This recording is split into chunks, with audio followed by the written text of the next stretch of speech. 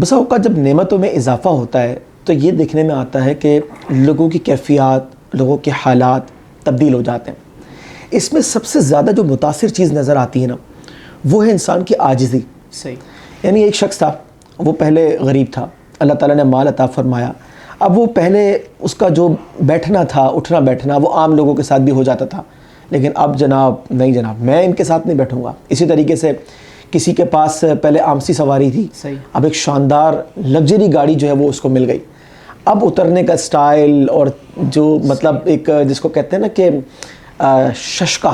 ٹھیک ہے نا کمرشل لینگویج میں، لوگوں سے بات کرنے کا انداز، جناب جناب جناب جناب، اب وہ سمجھ لیں کہ ساری چیزیں تبدیل نظر آتی ہیں، یعنی ایسا لگتا ہے کہ اسٹیٹس چینج ہو گیا۔ اب اس میں یہ جو بات جس پوائنٹ پر ہم گفتگو کر رہے ہیں کہ انسان کی عاجزی کا متاثر ہو جانا، تو نعمت تو یہ تھی کہ اللہ تبارک و تعالیٰ نے جو عطا فرمایا، اور یہ شخص شکرانے نعمت کے تقاضوں کو پورا کرتے ہوئے مزید عاجزی اختیار کرتا، عملی طور پر شکرانے جس کو کہتے ہیں۔ لیکن ہوتا یہ ہے عمومی طور پر کہ جناب اب جو ہے وہ نعمت زحمت نظر آتی ہے، ایٹیٹیوڈ بدل جاتے ہیں جناب، انداز گفتگو، لوگوں کو حقارت کی نظر سے دیکھنا، جناب جناب جناب، یہ ایک میں سمجھتا ہوں معاشرے کا ایک بہت بڑا ایرر ہے، اور ہمارا اجتماعی سمجھ لیں کہ یہ ایک مسئلہ ہے،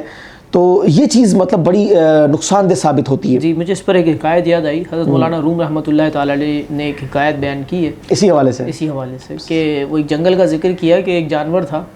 اور اس پر جو ہے رنگ کا ڈبہ گر گیا۔ ظاہر ہے کہ کسی وجہ سے کوئی رنگ کا ڈبہ جنگل میں لے کر آیا ہوگا، تو وہ اس جانور پر گر گیا۔ اچھا، جب اس پر رنگ کا ڈبہ گرا تو اس کے اندر ایک تکبر پیدا ہو گیا۔ اچھا، اور جن جانوروں کے ساتھ وہ رہا کرتا تھا وہ انہیں کہنے لگا کہ اب میں تمہارے ساتھ کیسے بیٹھ سکتا ہوں، اوہو، تم سے بات کیسے کروں، میرے رنگ تو دیکھو، اوہو، یعنی میرا جو رنگ ہے، میرا جو ایک ظاہر ہے، میرا جو حلیہ ہے، تم میں سے کون میری طرح ہے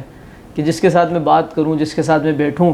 تو اس نے اپنا نام خود سے جو ہے وہ جنتی مور رکھ لیا، کہا میں تو جنتی مور ہوں اور تم سارے دنیاوی جانور ہو، تو میرا تمہارے ساتھ جو ہے وہ نبھاؤ نہیں ہو سکتا۔ تو بات آپ کی بالکل ٹھیک ہے کہ بعض لوگوں پر نعمتیں جو آتی ہیں یا نعمتوں میں اضافہ ہوتا ہے یا ان کے منصب میں اضافہ ہوتا ہے، کوئی عہدہ مل جاتا ہے، تو پھر ان کے اندر ایک اکڑ اور ایک غرور، ایک تکبر جو ہے وہ نظر آتا ہے، اور وہ لوگوں کو زبان حال سے یہی کہہ رہے ہوتے ہیں تمہاری اور میری برابری ہی نہیں ہے، تو میں تم سے کیسے مل سکتا ہوں۔ بالکل صحیح بات ہے۔ اصل میں بات یہ ہے کہ وہ یہ بھول جاتے ہیں کہ ہماری ابتدا کیا تھی۔ جی جی بالکل، ٹھیک ہے نا۔ حالانکہ اگر انسان غور کرے تو کون سی چیز ایسی ہے جو اللہ نہ عطا فرماتا اور انسان خود سے اس کو حاصل کر لیتا؟ ایک مسلمان تو یہ سوچ بھی نہیں سکتا۔ جب ہمارا یہ عقیدہ ہے کہ ہمیں جو بھی کچھ ملا ہے وہ ہمارے رب کریم عز و جل کی عنایات ہیں، تو ہمارا تکبر کرنا کیسا؟ یہ جو بھی اپنی حکایت سنائی اس میں مزید یہ بھی ہے کہ دھوپ کی وجہ سے اس مور کا رنگ جو ہے وہ اڑ گیا تھا، تو وہ منہ دکھانے کے لائق نہیں رہا۔ اور یہ بات جو ہے نا یہ قابل درس ہے کہ جناب آج آپ کے پاس اگر کوئی چیز ہے بھی اللہ تبارک و تعالیٰ کی عنایات سے، اگر یہ کل نہ رہی اور ہمارا کردار اس انداز سے رہا کہ ہم لوگوں کو ڈیگریڈ کرتے رہے، یا ہم یہ اپنے دل میں سوچے کہ ہمارے رنگ دیکھو جناب، ہمارے ششکے دیکھو، ہمارے لیول کا کون ہے، تو بات یہ کہ جس رب نے عطا فرمایا ہے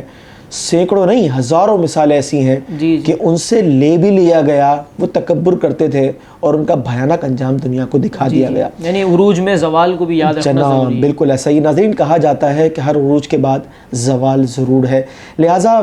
ہمیں غور کرنا چاہیے کہ آخر یہ تکبر کیسا۔ علماء یہ بھی فرماتے ہیں کبھی دل کے اندر اگر غرور آئے نا تو انسان یہ غور کر لے کہ اس کے پیٹ میں کیا ہے، یعنی انسان ان چیزوں کو لے کے گھوم رہا ہے کہ جن سے وہ خود بھی گھن کھاتا ہے۔ یہ تو اللہ کا فضل خاص ہے کہ رب تبارک و تعالیٰ نے مختلف چیزوں کو پردوں میں رکھا ہے، تو بہت اچھا ہے کہ یہ پردے اسی طرح رہیں اور ہم تکبر سے ان پردوں کو پاش نہ کریں۔